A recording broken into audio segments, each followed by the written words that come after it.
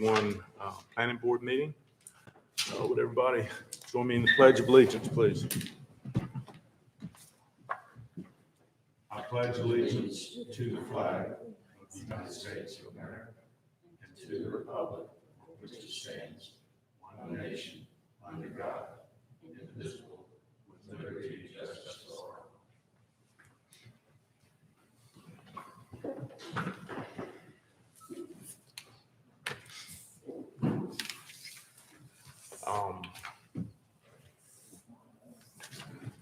Look over the minutes of the March 15th meeting. I had a couple of minor things. Anybody have anything on minutes that jumped out? On page 4, line 182,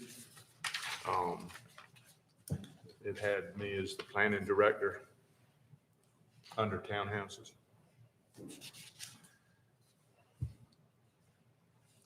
And then on page 5, where we were talking about Eves West, I think it would probably be a good idea on line 196, rather than say sent a ZTA, spell it out and maybe put revised version of ZTA 18-04.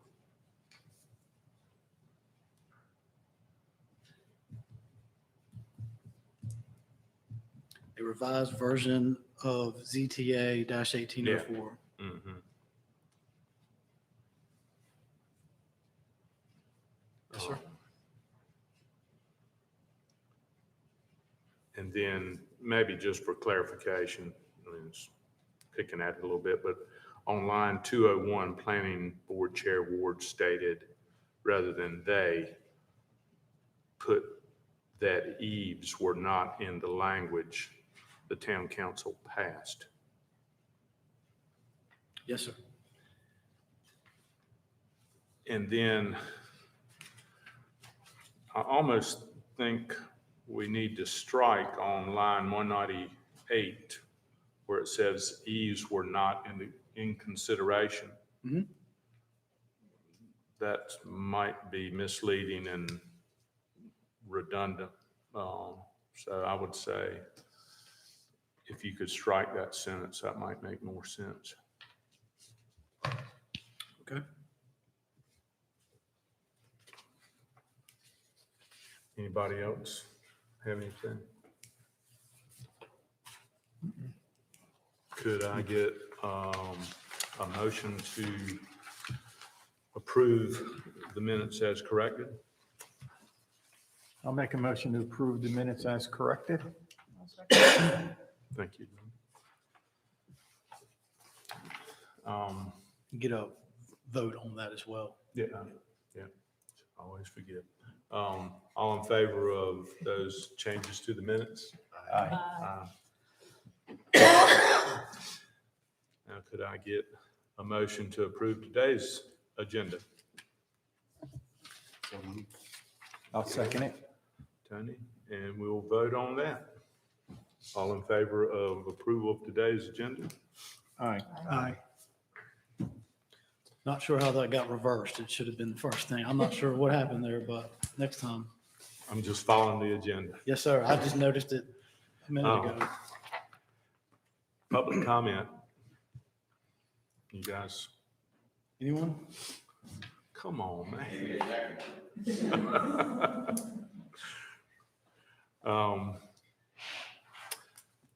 Well, we'll move along then into old business. 2102. I was thinking if anyone from the Van Reapers party was here, we'd put them ahead of discussing Eves, but since no one's here that you are aware of. No one that I'm aware of. then we'll just follow the agenda. We had talked about eaves at the last meeting, and we didn't really take any action on recommending to go to town council with something solid. We had changed eaves from what was currently defined in definitions under front setback as being you could come out 3 feet on basically the front of the house. And my question was, why was that? Why was that occurring? And the more you dig into it, and Wes has given us some more examples of how eaves are addressed throughout the county. Similar language, especially in Dare County, the building setback line is pretty much our definition of eaves to a word just about, but it's the outermost 3 feet of any uncovered porches, steps, eaves, gutters, and similar fixtures in what I feel like is the front of the house. I mean, don't you interpret that the building setback, a line parallel to or concentric with the street right of way? Yes, that would By be all intents and purposes, that's the front. correct. I mean, there might be some examples that it might not be the front, but by and large, that's the front. And so it made no sense to me, at least, and I think we talked about it, but we certainly didn't come to any conclusion or consensus that we wanted to say that we would do 3 feet around the whole house. I'm kind of rethinking my suggestion of doing that. And I just think we need to have some discussion about, how the planning board feels about extended eaves in the setback. Anybody want to jump in? I just have a question, and this would be to the builders out there, okay? I'm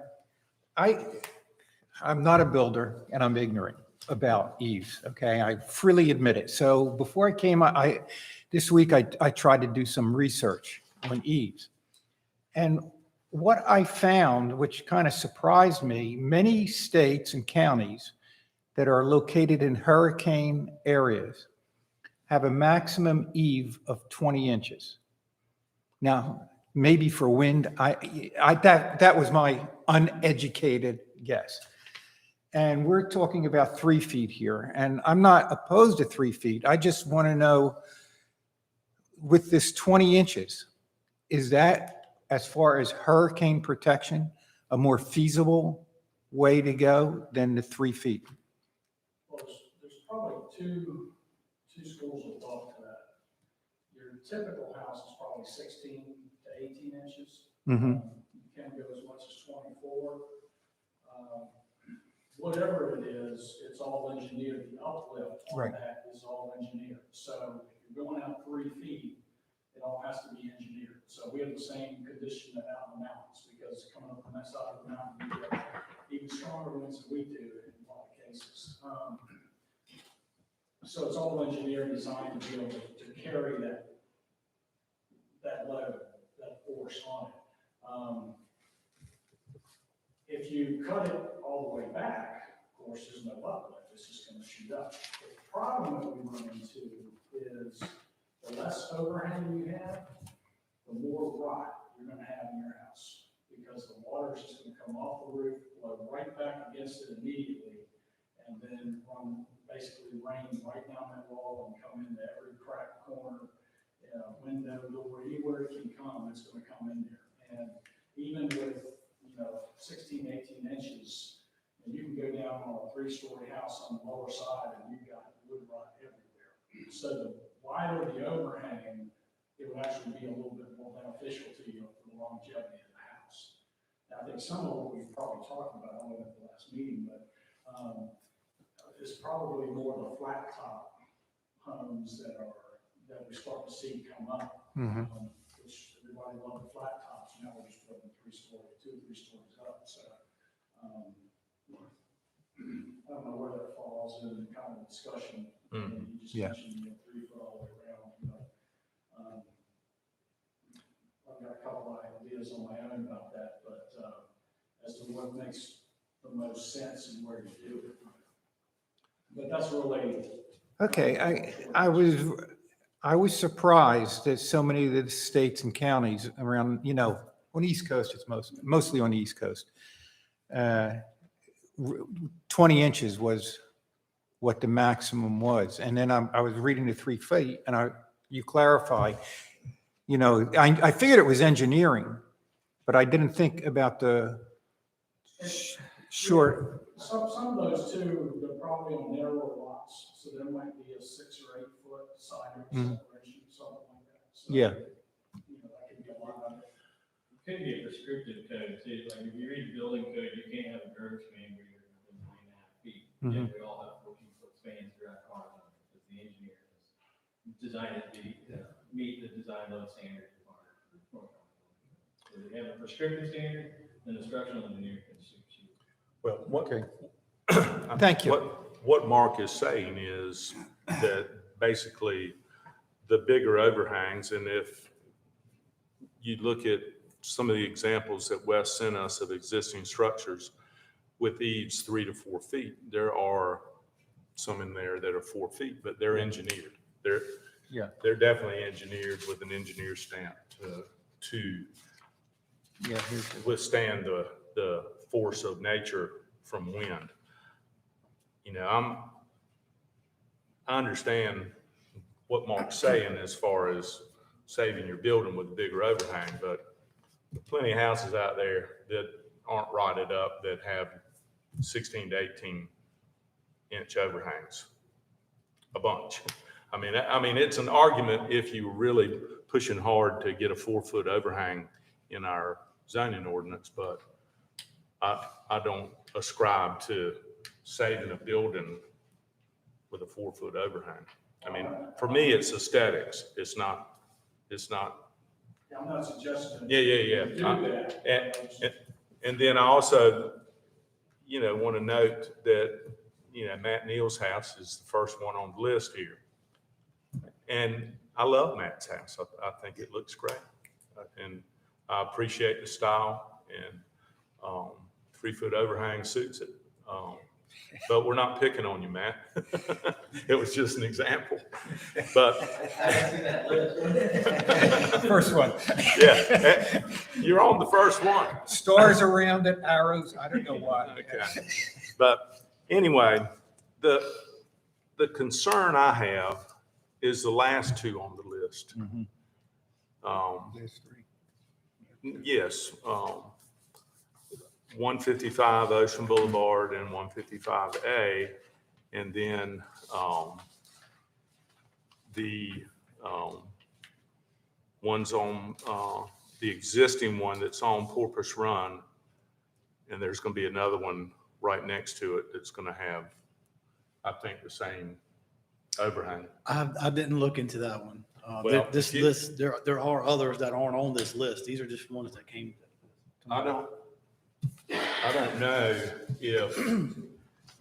if anybody had a look at the 155 and 155A houses. Wes and I talked about these overhang situations some this week, and let me see that. Those 2 houses on 155 and 155A are on 50-foot lots. They got an additional setback of 12 feet. So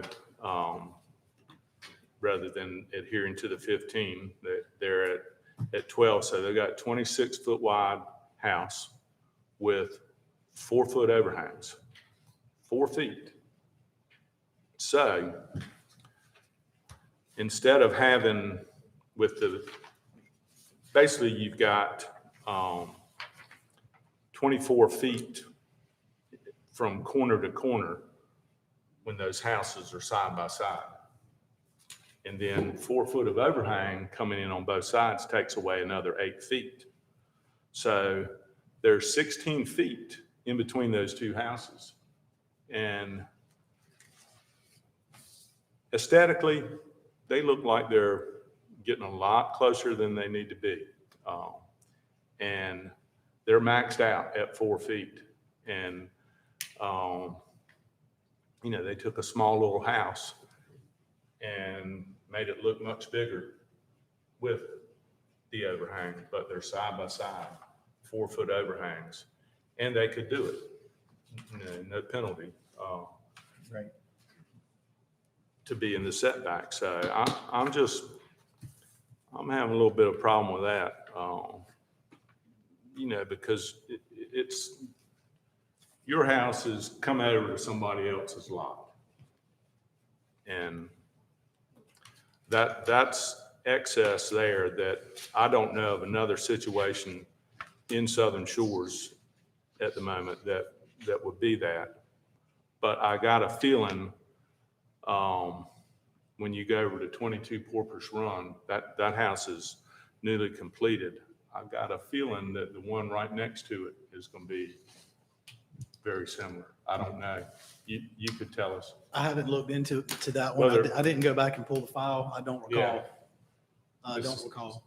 Same builder. I don't know. White. I think it's the name, yeah. But also on Porpoise Run, there's the one house that's almost complete, 90%. Then there's another house, then there's actually 3 houses. Right, the one on the corner is on a 100-foot lot. The other 2 are on 50s Yeah, with 4-foot overhang. The one for 22 for sure, but I don't recall the one for the one next to it. Well, it has the potential. I don't know either, and I should have gotten you to pull up the permit, but I got a feeling if the builder holds true to form that it's going to be another one very similar. But the ones at 155 Ocean Boulevard are very stacked, close to each other. And aesthetically, I don't think it looks good. And I don't think that giving away 8 extra feet of setback for something like that is what we want. I mean, that's my opinion. Ed, you had concerns about, stormwater runoff. Well, I was thinking in terms of how they define impervious surface, for decks and a roof and that kind of stuff. So that was my concern, but I hadn't thought about these overhangs, but it seems strange to make it count for the front, but not the sides and back. Yeah, I think that's just asking for a lot of. Yeah, silliness. It's part of the house. that doesn't make any sense to me. But looking at the sheet that you got to us for today, just quickly running through it, Dare County is exactly what ours is, or ours is exactly what Dare County's is. Manio, find that interesting. All efforts shall be made when siting buildings and residences to contain all features within these setbacks. Exceptions can be made at the discretion of the zoning administrator. I don't think we want to leave that can of worms open. And then it goes on to say uncovered steps may encroach 3 feet into the front setback. Nags Head says exclude the outermost 3 feet of eaves, gutters, and so forth. Uncovered handicap ramps or covered steps. Kill Devil Hills says that chimney flues, ornamental features, and eaves, provided that none of these shall project into a building yard setback more than 24 inches. Kitty Hawk says the outermost edge of any uncovered porches, steps, eaves, gutters, and similar fixtures can encroach up to 4 feet into the required minimum front yard setback. Doesn't address the sides or the back. Duck excludes the outermost 3 feet of any uncovered porches, steps, eaves, and gutters, and similar fixtures. But then I didn't understand that, Wes. When you go down to the building features permitted as exceptions to setbacks or minimum yard requirements, it says sills, cornices, and similar ornamental features, as well as roof eaves and overhangs, may project not exceeding 12 inches into any required front, side, or yard beyond any required setback. I interpreted that as that you can go 3 feet from the building setback line on the front and only 12 inches on the side and rear. That was the way I interpreted it, but I'm not sure. Yeah, which, But to go back though, Kitty Hawk, I mean, there was, what you read is part of it, but there's also what I gathered from Kitty Hawk, it's 4 feet from the building setback line and 2 feet from the side and rear. And then Manio, it's 3 feet from the front, which is the building setback line, and then 3 feet also from the side and rear. Yeah. But yeah, as far as ducks, I had to read that a few times, but that's my interpretation as to whether or not, I haven't spoken with the town of Duck. I mean, I just went and looked at them up myself and compiled them in one document. So I don't know how they interpret that, but that's the way it reads to me. well, I mean, one thing we could possibly look at would be to set,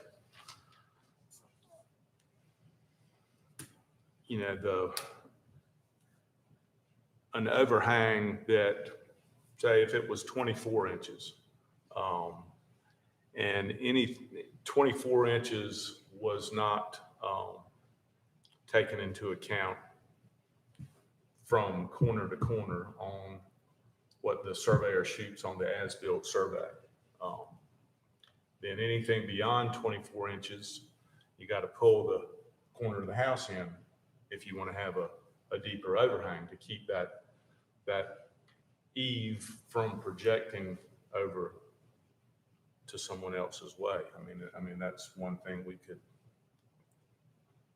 look into, or we could just say 3 feet all the way around, and if you go to 4 feet, you've got to count that extra foot of overhang. If we say 3 feet is allowed all the way around, if you go 4, you got to pull your building in an extra foot.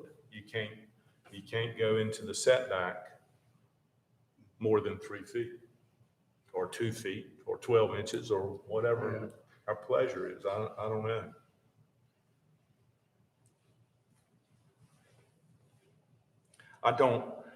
In my mind, it's not stormwater runoff here. It's aesthetics and crowding your neighbor. And that water is going to go into sand, whether it's, you got 5 or 6 foot overhangs. But I think it's an aesthetic thing as much as anything. And I think 3 feet is certainly the outer limit for allowing it to go in, from the corner of the building 3 feet out into the setback is a gracious plenty. Yeah, I think 3 feet, I would go along with 3 feet. One of the things you have to also think about is some of these lots are smaller and the 3 lots that are 4 feet are the smallest lots. In other words, they're very tiny lots. So I don't know whether we could tie lot size in with it also. I know it's just a thought to kick around. If you're dealing with a lot that's an acre, which we have coming up shortly, the chances of that going into any place or the aesthetics of it is not as great as when you look at the small lots and everything is running into your neighbor. You know, you can wave to your neighbor or go in the roof and jump over to the other side. Well, It's just a thought to kick around. Do you think lot size should be included in in the calculation also? That's all. Can it be covered in your final lot coverage estimate? Like you're saying, if you exceed a certain amount of the lot coverage, then you have to count that, Yeah. you know, against it. Because somebody that's on a half acre could put a 4 or 5 foot eve on, and it doesn't matter because he has the amount of land to do that for lot coverage. So Yeah. maybe it should well, be, and that would go hand in hand with saying if you go beyond 3 feet, I mean, right, Mhm. right. those houses are attractive. I mean, I think the houses with the 4-foot eaves, they're nice looking houses, but you go look at those things side by side. Yeah. And man, you feel like you could just about jump from one to the other. Right. Um, It looks nice in an appropriate lot size. Sure. But it becomes, you know. Yeah, when you look at the total perspective, Right. rather than the tunnel perspective of each property, you look at the total perspective. Well, Which goes back to the, one of the other ZTAs where we're trying to keep Southern Shores to have, you know, the original plan, load, Mhm. you know, it kind of, you're going like this. If you want to have different standards, I would suggest do it based on the lot width rather than the size of the lot. Yeah, it's just something to kick around. I don't know whether, you know, just 3 feet is, but should we take into consideration, I think, the lot size? Well, if you look back at the number of non-conforming lots that will be coming forward Right. to build on, they're fairly minimum. There are a few left that could be side-by-side 50-foot lots that we know of. But we've exceptioned them as far as, you know, the ZTA we put forth on non-conforming lots. So there are not many of those situations that we'd have to deal with. And I think it might muddy the water for what we're trying to achieve, and that's a reasonable compromise for how the building corners sit on the ground and the eave contributes to lot coverage. So, if we, and it's twofold too, I'm going to read what Wes gave us in the analysis. The proposed amendments allow the outermost 3 feet of eaves to encroach yard setback requirements on all sides of the structure. So if you want to do a 4-foot eave, you've got to pull the corner of the building in Yeah. a foot. And it's mainly the sides. You know, I doubt you're going to be tight on front and back in too many cases, but it's the sides where it's, you know, pulling up next to your neighbor. So you get to poke 3 feet over that way, and 4 feet, you got to pull the building in. I mean, does that make Yeah, reasonable sense? that's reasonable to me. And then another question I had, Wes, was do you know if like heat pump stands are addressed anywhere in our exceptioned anywhere. They are not, and specifically, no, they are not. Because I think we definitely need to exception them from setback and lot coverage. It's always been kind of a toss-up, you know, some surveyors want to show them as, you know, a dotted line going through them that they're in the setback, and, you know, I've had some of them even counted against lot coverage, but I Oh. certainly think we need to exception heat pump stands. That, yeah, I would suggest that that be done as a separate ZTA. That's a different subject, in my opinion.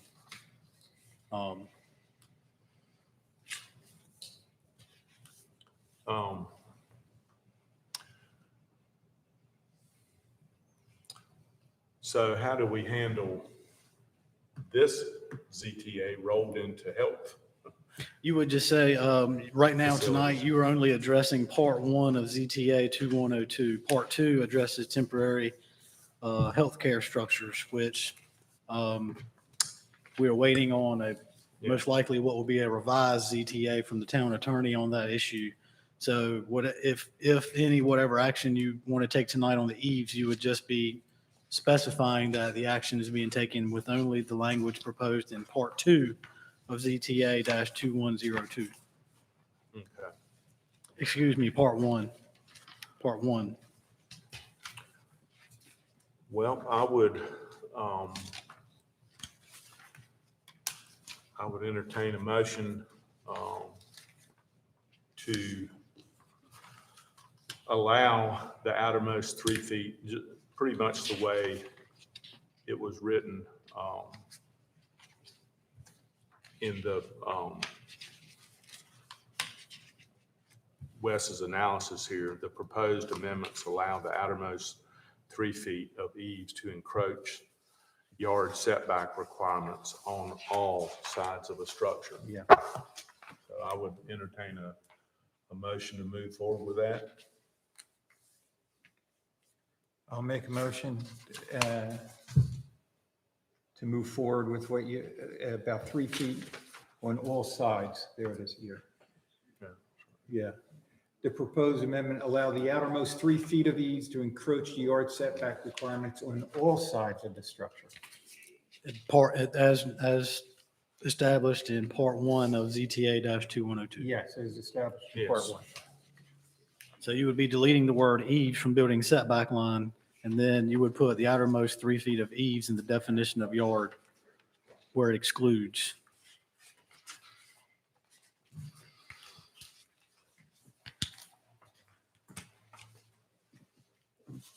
Yeah. Yes, sir. We need a second. Oh, second. Okay, thank you, Linda. Discussion. Is this going to hamper anything already in the pipeline for approval? Well, right now, your recommendation is going to council. So as it stands now, there is no restriction on the eaves. So if this is put into effect, then it would restrict going forward what builders could do with the eaves. But as far as anything, I mean, if we receive a permit application for a new construction tomorrow, I'm sure that it would probably be permitted before the council considers it on June 1st. So would somebody potentially already been given approval that this would impact? I'm sorry, what was the question? If somebody had already been given approval, Mhm. this might impact that, right? For structures that are already approved, and that brings up a good point, they're grandfathered. They should be considered grandfathered. Yeah. Sure. Um, If, what is it, 24 Porpoise Run would do a 4-foot setback, They would be I mean, a grandfathered. 4-foot eve, they would be grandfathered in. Yeah, it is. Yeah, it's 24. So with respect to that, I would suggest that you all recommend some kind of language that grandfathers any and all structures that include eaves that exceed 3 feet. Wouldn't that be a given though? I mean,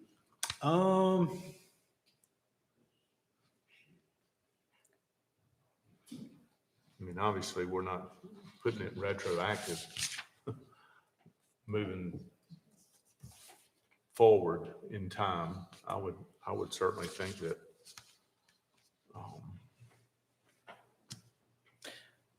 I'll probably have to ask the town attorney about that. I mean, it's possible, but at the same time, I was kind of thinking going into this, if you all did recommend something, that there should be at least some sort of statement that clearly exempts previously permitted structures with Mhm.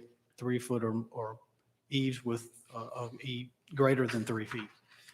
Could you put in there an effective date? In other words, on all sides of a structure, effective and whatever date the town council votes on it? Well, the actual amendments doesn't include that language. The actual amendment is on page 2. There are 2 amendments. The language that you use for the motion is from the staff report, but the actual amendment is just a very simple deletion of one word and then Yeah. inserting 1, 2, 3, 4, 5, 6 in the Yeah. definition of yard. right.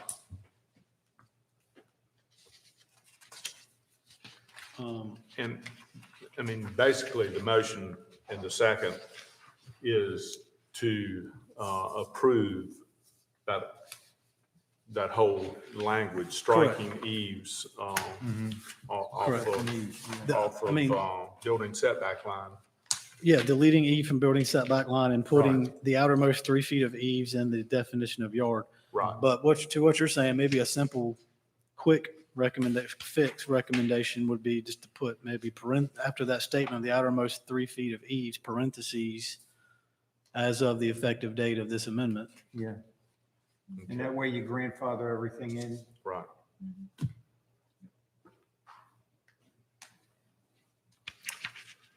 Any more discussion?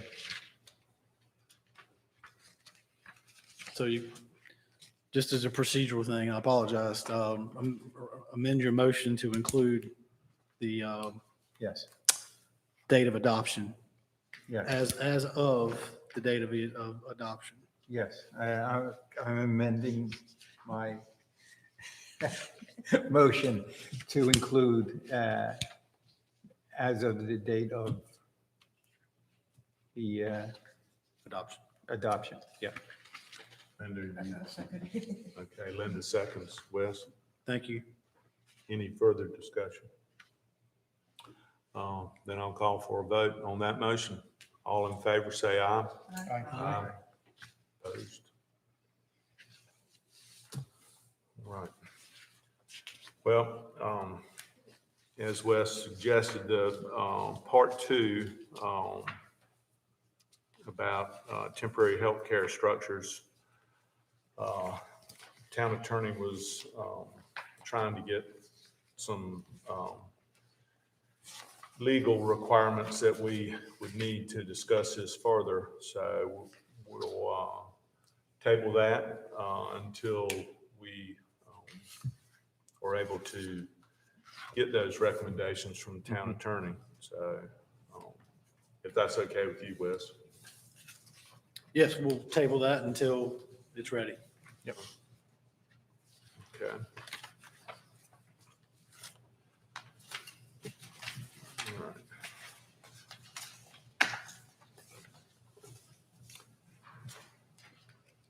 Okay, then the next order of business is ZTA 21-05 prohibited uses. And Wes, do you want to give us a quick analysis of what we're looking at with that ZTA? Yes, sir, I can.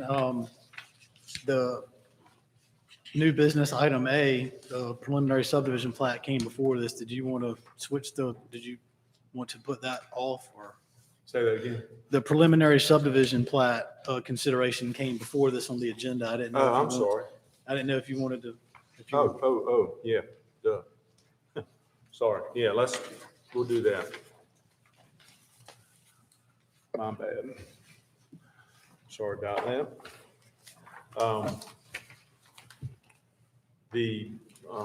On new business, item A, 279 Hillcrest Drive preliminary preliminary subdivision plat.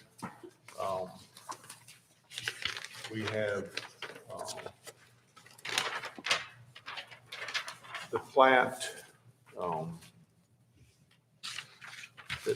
that Steins has put forward, and Wes, I'll let you maybe give us a rundown on the analysis and Yes, sir. reason for your recommendation. Yes, sir.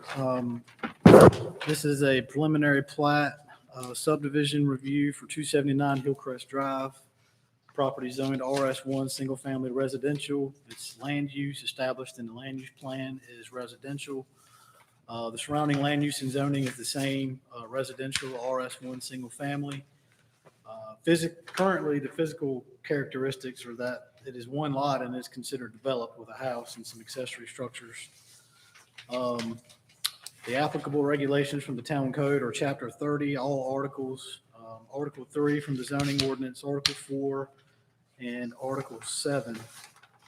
The town subdivision ordinance establishes a review process for subdivisions that requires planning board review and recommendations on all preliminary and final subdivision plats, except for exempted subdivisions.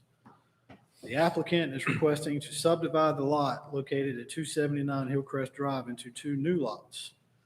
The existing single-family dwelling and other improvements currently situated at 279 Hillcrest Drive are proposed to be located on new Lot 4A with a lot size of 65,393 square feet. And the remaining property is proposed to be located on new Lot B with a lot size of 34,720.3 square feet. Both lots are proposed, meet the town's minimum lot size requirement of 20,000 square feet and lot width of 100 feet. Both lots also meet the town frontage requirement by providing at least 30 foot of frontage that abuts a public right-of-way or easement. With respect to access, a minimum pavement width of 16 feet and a minimum 20-foot turnaround area should be provided. And town and staff's recommendation is approval of this preliminary plat with 2 conditions. And this has been somewhat revised since you all received the staff report. Condition number 1, prior to the approval of the final plat, an improved access shall be installed with a minimum pavement width of 16 feet and a minimum 20-foot turnaround area installed in accordance with section 30-76-1, which establishes the width, the depth and everything of the asphalt and improvements underneath it. And recommended condition number 2, the public easement specifics, including maintenance, shall be shown on the final plat or in a separate document to be recorded. I provided you all with a document from the town attorney where this subject was addressed in December of 2011. Property was owned by a different owner, and his analysis forwarded that to you all. And as you can see, it's a complicated interpretation that you have to apply several different aspects of the code from the zoning ordinance and from the subdivision ordinance. And essentially, it's been determined by town staff that what they are proposing on this plat would meet requirements for subdivision. Would be what? It does meet requirements for subdivision. So tonight, you all are reviewing and considering the preliminary plat. Should it move forward, they would have to either install the improvements like the access or provide a guarantee, which is something you all reviewed at one of your last meetings, in order to put in those improvements prior to coming to you for a final plat. Has anything changed since Ben did this 10 years ago? No, sir, nothing has changed with respect to any of the sections that are addressed, such as 3695, 30-96, which address frontage requirements and access easements. Nothing has changed from those sections. And it looks to me like in 2 or 3 spots in his critique of this in December of 2011, that he was saying that the proposed subdivision would be approvable. And my question is the requirement to, in essence, make that a dead-end street off of Hillcrest, right? I mean, and he mentions that. That's what I was going to. He said, if the owner does this, the access easement would arguably be a public street. Right, so it would be considered public, being it's a dead end, the subdivision ordinance and the improvement section addresses the pavement width and then the turnaround area. It's either a cul-de-sac or it's a turnaround area. And there isn't sufficient space for a cul-de-sac, so the 20-foot minimum turnaround area was provided. I will note, the police chief did look at this. The fire chief has been out of town, and he has not been able to provide comment on the width of this turnaround area yet. So I included in the recommendation a minimum width of 20 feet, but I have not heard from Chief Limbacher if that's adequate for him at this point. But the ordinance specifically says 20 feet, minimum of 20 feet. What are all those little streets? The, Your way? I have a question. On the plan, it shows a 30-foot public, doesn't it show an easement 30-foot wide?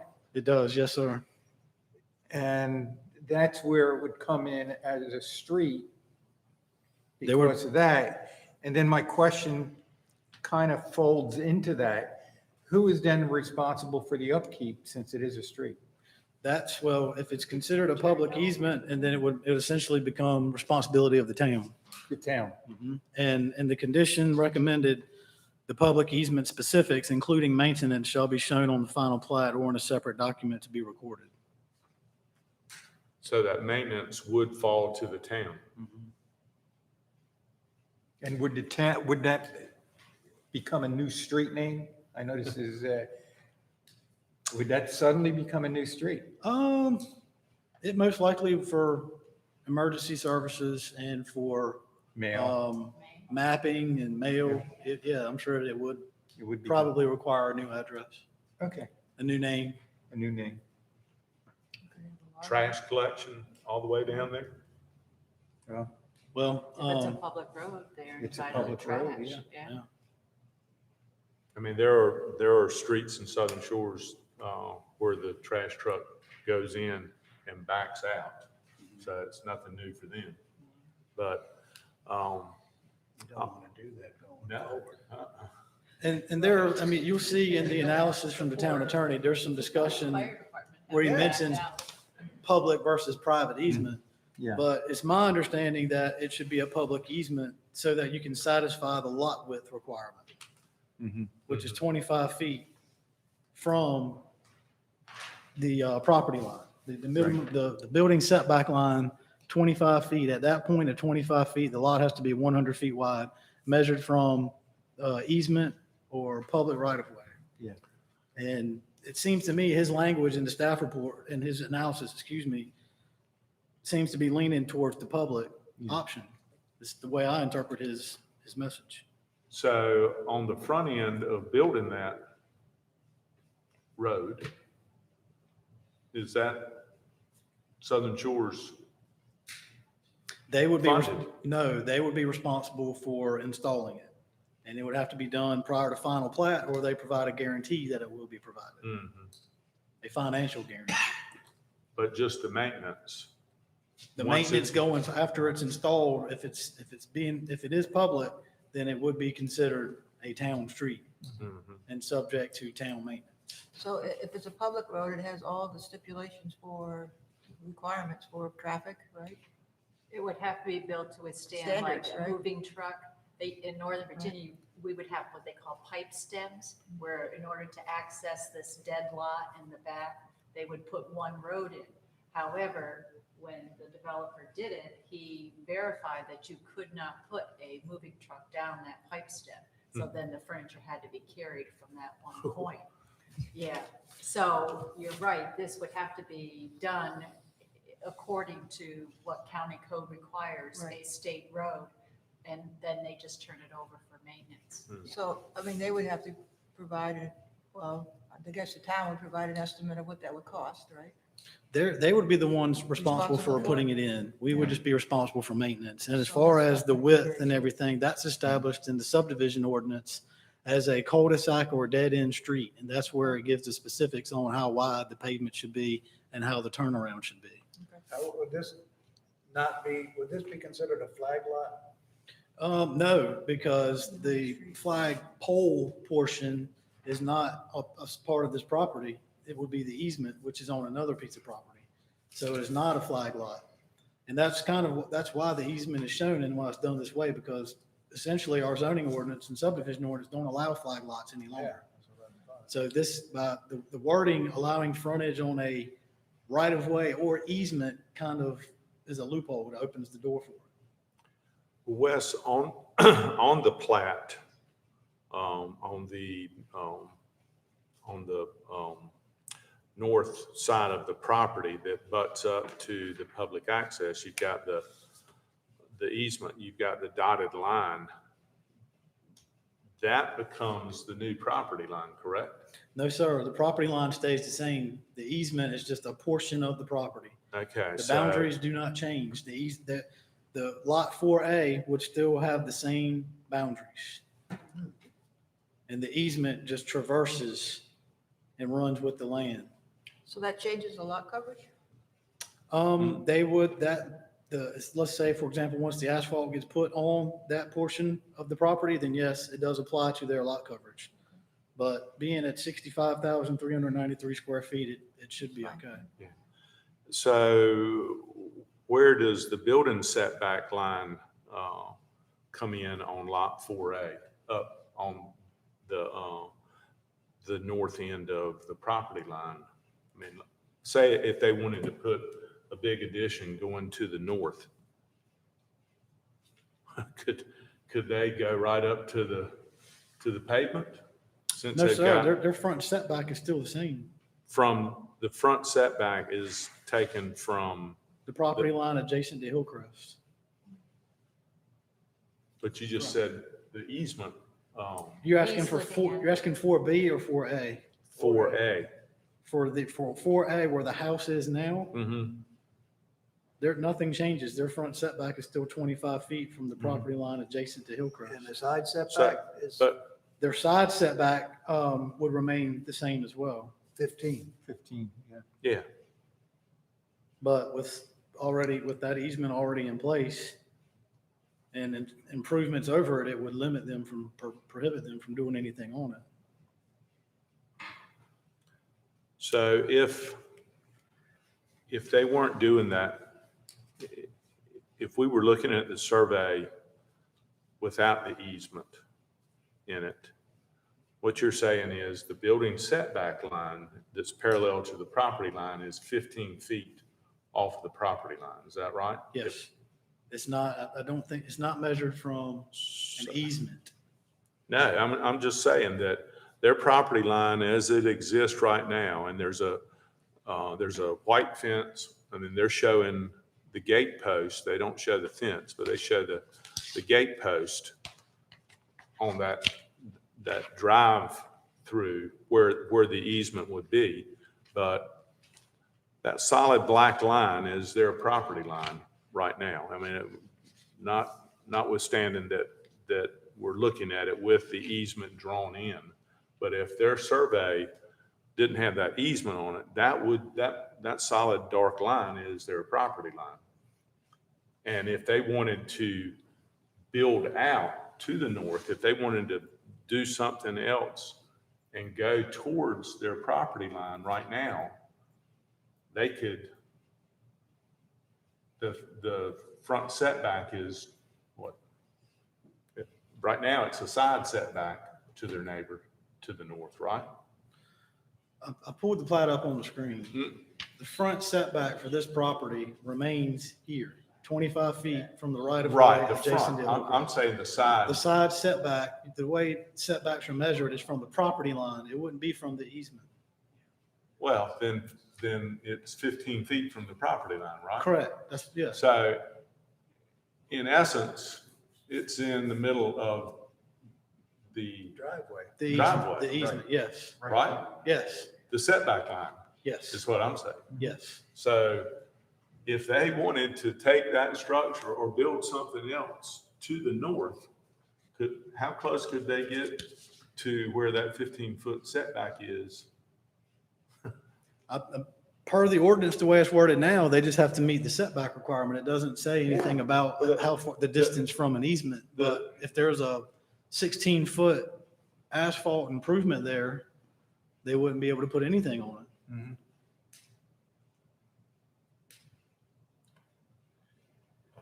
Once you put the asphalt in there, don't you have to set back from that? Setback from It what? seems like the setback would change because you got a street there, but Another it street? doesn't. If you go to the definition of yard, It's not a yard anymore. It's not a yard anymore. It's a public street. it's an open space other than a court, unoccupied and unobstructed by any structure or portion of a structure from 30 inches above the ground level of the graded lot upward, provided however that fences, walls, poles, posts, side yard, a yard extending from the rear line of the required front yard to the rear yard. Width of a required side yard shall be measured in such a manner that the yard establishes a strip of the minimum width required by district regulations in its inner edge parallel with the side lot line.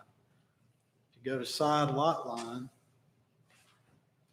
Well, the question is, I think what they're referring to is once this is turned over to the town, it becomes the town street for maintenance. Does it also become like our normal streets where our setback starts or the easement is from the street to 20 feet into the? oh, I see. You No, know, the corner lot. I would It say- becomes a corner lot with another, we would not be responsible for the maintenance of there wouldn't be any right of way. It would just be the actual improvement. And that's something I would say has to be in the specifics, in the maintenance specifics that have to be provided prior to approval of the final plat. They would just be maintenance of the actual street, not the right of way around it. so this couldn't be considered a corner lot then. Yeah, it still is. I'm just confused on the present property line to the north in lot 4A. If that public easement wasn't drawn on that survey, then the setback off of the side yard would be 15 feet, correct? That's correct. So that's right slap in the middle of a 30-foot public easement. It is. So could they build up to the edge of that blacktop? Because that is 15 feet from the Anything, setback. anything less than 30 inches, such as concrete, asphalt, et cetera, is allowed to go in the setback. So I think that we need to put a restriction on going from that 30-foot public access easement that they've got shown, that they've got to come back an additional 15 feet before they can, I mean, they could put a deck right up to that line is how I'm interpreting it. You all could certainly recommend that as a condition of approval. Pardon? You all could certainly recommend that as a condition of approval. And do you have to put the asphalt in the middle of the 30 foot? It can be located anywhere in the 30 Anyway, feet. who determines where the asphalt's going? The 16 foot of pavement? That'll be chosen, I assume, by the property owner or owners, and then that'll all be provided, when they come back to you. I mean, they'll be the ones to decide. I mean, just unless you all come up with some. Right now, I don't think there's anything in place that says where it has to go, other than that it be 16 feet wide. Mm. And how about water? How do you get water That would also be in the easement. The Dare County, the water would run through the easement from the right of way to the property in the back for it be. The property would also be responsible for its own septic field. Yeah, I'm having a problem with, the existing setback that would be given to them would be right in the middle of that 30-foot access. And I think if they need to show, and we need to put some type of restriction on how close they can come for any future improvements to the edge, to the south end of that easement. Does that make sense? So, yeah, so you would be recommending a condition that a 15-foot side setback be applied to the edge of the easement and turnaround area. Yes. Okay. I mean, Yeah. that unreasonable? That's the only place that they can put, knowing that house, that's the only place they can do an easement. They Mhm. couldn't do it in any other location. Right, yeah, sure. I mean, I think they're meeting the requirements to do this. Certainly, I mean, looking over Ben's analysis, it looks like they're certainly able to do this. I don't think we need to try to prevent that. It's just, that would be one restriction that I would say needed to be added in there. And then certainly they need to show where the pavement is going to be Within the easement, yeah. within the easement and The turnaround, and the turnaround. to make sure that it is okayed by the fire Right, department. They get a and- truck yeah. in there. Right. We should put that condition in there as well, that How about stormwater, waste management and all that other stuff? it's pretty flat in there. I mean, That's it. but it would, Wes, what you're saying is it would have to be built to the standard that any street in Southern Shores currently. It's not any street. It's a certain category of street, which would be a private or dead end or a cul-de-sac, excuse me. Mhm. There are different standards for the different categories of streets. Okay, If it's a collector or a main road, then it obviously has to be a lot wider with a right of way and Right. everything established. But this, based on my analysis and interpretation, would be considered a cul-de-sac or dead end street, which the 16-foot pavement width and 20-foot turnaround are what's found there. but how about the standard for construction of the street? Like. That's in section 30 dash. Pull that up again if you would. It's, Now, I have a question. Does this street have to be turned over to the county? I mean, could it be one that they just put in? You mean to the town? Yeah. In the attorney's opinion and what it looks like from what I've read from his analysis, and it sounds like it has to be a public easement. Mhm. Thereby making the access on it public. I mean, it seems to me that's a part of the argument, a part of the requirement that it has to be public or else it doesn't work. But there might be a way to say that it's a public, a public easement. And that maintenance is responsible by the owner. I guess that might be possible. I mean, I know I said earlier that the town would take it over, but that might be a possibility that we could look into. Could they form an association like Fairway Drive has private road? Right, it's not, but in this case, it's not really a common area that's responsible for maintenance. This is just an easement area over one lot. It's not providing access. It's not like it's a subdivision with several or many lots. I know Duck has streets that the maintenance Duck is not responsible for, or the homeowners associations are not responsible for maintenance of the street. It's the homeowners on that street. But they're private streets. They're private streets. Right. Yeah, they're private streets, but the homeowners have to, some of them are really in disrepair and trying to get a whole block together. Yeah. to repair is kind of difficult, I would imagine, if not impossible. Well, But- in essence, all things considered, this is just gonna be lot 4B's long driveway. I mean, Yes. nobody's gonna park on that street Exactly. and go fishing in the canal. So why You are know, we I making don't- it another town, Yeah, maintenance item?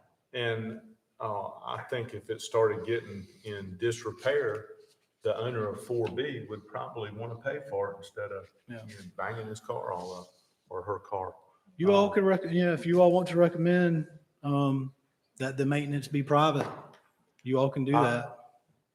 I mean, it's only one lot. They're Right. not subdividing it into another, Mm-mm. like 2 or 3 Yeah, or no, 4. it's So it's basically a private house back yeah, there. it's a driveway. So why are we wanting the town to service I mean, I'd be happy to build my house and have you maintain my road and No. fill it in for me.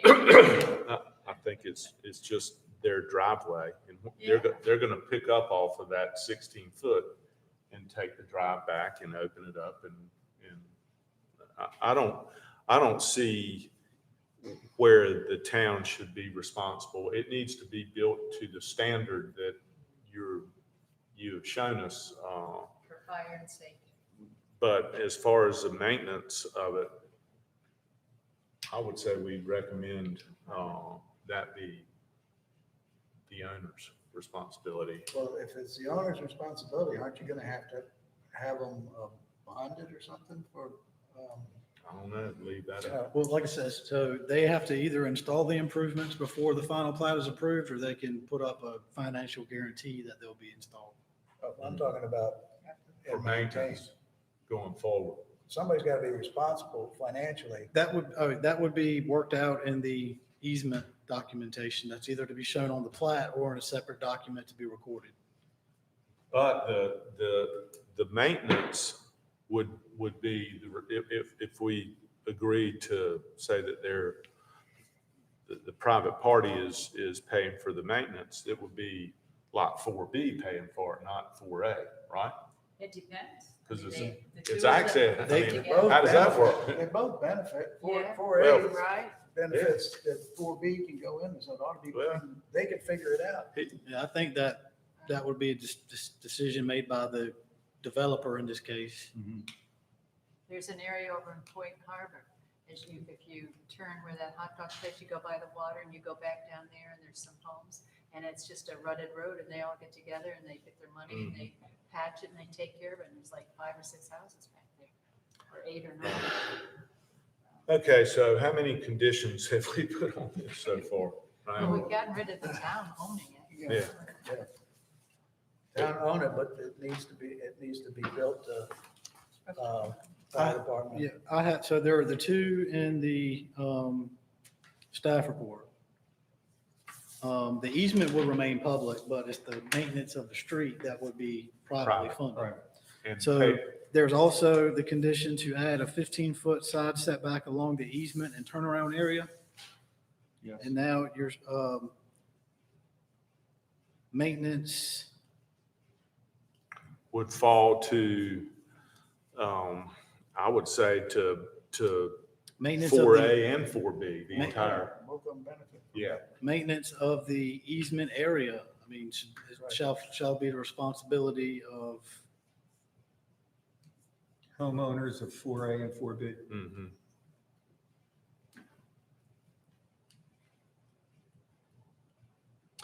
And then another condition would be, that we talked about would be bring in the fire chief and, That meets the And- safety. of the fire. I mean, there's no way in the world that a fire truck goes back there and turns around. I mean, it is what it is. If a trash truck can't turn around, a fire truck ain't gonna turn around. well, do you all want to table this approval until we hear from him? Yeah, I would say is if he 'Cause that can't could- do anything, you know what it would be if there was a fire back there and he Yeah. couldn't get his equipment back. This will, I mean, Well, More than I one think, truck's gotta get I down think there. we could say we would approve it subject to, I mean, because all we're doing here is making a recommendation to town council, right? Correct, on the So- preliminary plat. the first cut here. So I would say that would be Pavement width and turnaround area shall be accepted by Southern SSVFD. I noticed there's no fire hydrant anywhere around either. There's one across the street. Across the street? Okay. I think it's a little bit south. Oh, there it is, all the way. Yeah. yes, to the south. Might be like astronomical. Which isn't gonna help that house any. They may decide, oh, okay. Wes, do we need to put all this in the form of a motion? Yes, sir. Let me just get this last note Okay. here.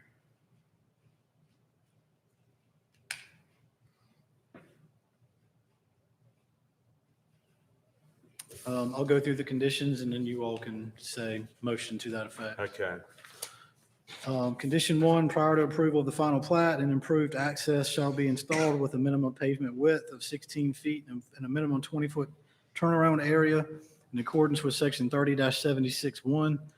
Number 2, the public easement specifics, including maintenance, shall be shown on the final plat or in a separate document to be recorded. Condition 3, add a 15-foot side setback along the easement and turnaround area. Condition 4, maintenance of the easement area shall be the responsibility of the property owners, plural, and then they could, either way, it would be worked out between them. Do we need to put in the 20-foot feet for the turnaround? We don't know yet what that might be. Yeah, so in condition 1, 16-foot, minimum 20-foot turnaround area in accordance with section 36 to So 70. it's a minimum. And then I'll put something, I'll say, and subject to approval by SSVFD. And you gotta show them where the pavement is, yeah, and, within the easement. Well, if the preliminary plat's approved, it's not coming back to you again. They won't be showing it to you unless they decide to do it with a guarantee, not put it in and provide a guarantee that it will be put in after the final plat is approved. Fire department need that to know where exactly, Yeah. how he's gonna turn his equipment around. we ain't gonna turn this equipment around 20 feet. So I revised condition 1 to say, and subject to approval by SSVFD. So they won't come back to the planning board with an amended plat showing all this. Not for preliminary plat. So once you approve the preliminary plat, that means that before they can get the final plat approved, they have to install this access or provide a guarantee that it will be installed. And then they'll show it to you after it's installed on the Yeah, final because plat. rather than show it as a preliminary, Right. So if you all could request that they show something on this plat before you recommend approval of it if you'd like. I think that just slows them down. Yeah. They've already been told what they need to do. Yeah, that would be up to Wes when he, Right. Goes to the council. yeah, I think that certainly we don't need to look at it again before it moves to Yeah. council for approval. Yeah, I mean, Other than these, right, council will be aware of these conditions. right. It would be recommended with these conditions. And if Chief Limbacher, if there's an issue, then we'll probably bring it back to you. Mhm, okay. okay. Okay, can I get a motion to approve those conditions that Wes has just read? Have you finished your? Yes, it's those 4 conditions. Yes, sir. I'll make a motion that we approve with the conditions that are submitted to Wes. Linda seconds. Any discussion?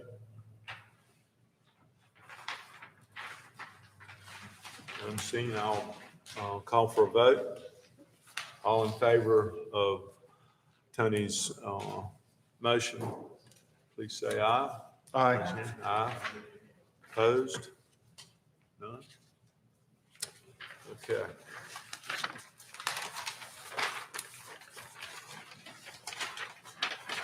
moving along.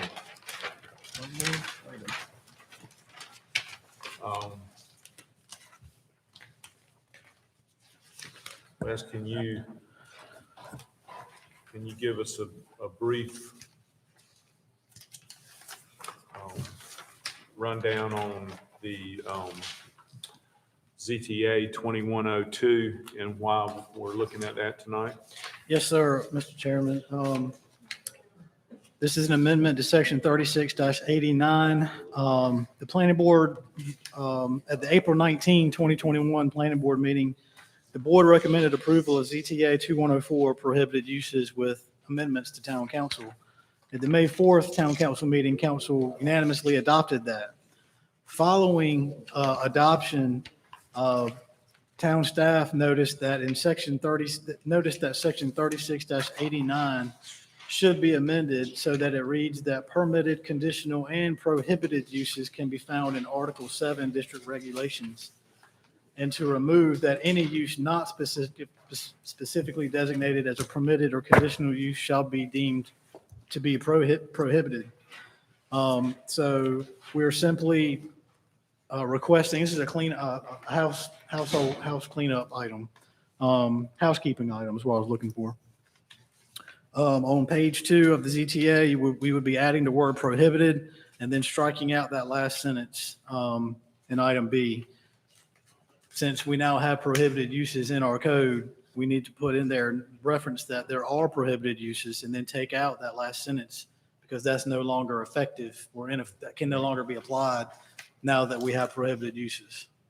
So basically, it's just per the 160D requirement that doing that. The prohibited uses, that was case law, I believe. I don't think that was a state law change or 160D change. That's what that was. And in order to be consistent, it's basically in order to be consistent with adopting that ordinance, this should have been included when we did it. Right. Adopting the 160D ordinance or? Adopting ZTA 2104. Right. Okay. So basically, it's just verbiage. It's a housekeeping item that should have been included in the last, in ZTA 2104.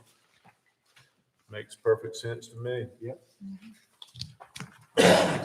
Anybody have any question for Wes on that? And again, in the staff report, we find that it's the land use plan policy most applicable or closely related to this DTA's policy too, and that we do find is consistent.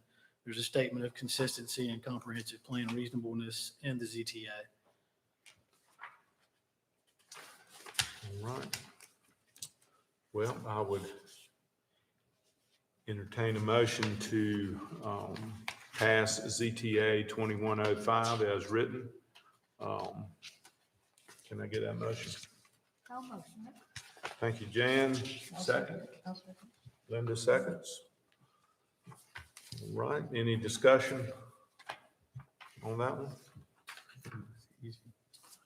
And seeing, I'll call for a vote. All in favor of motion to approve ZTA 2105 as written, please say aye, raise your hand. Aye. Aye. Opposed? None seen? I think that's it. Yes, sir.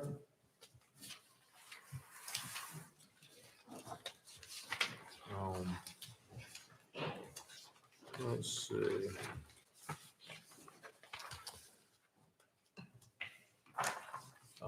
Public comment?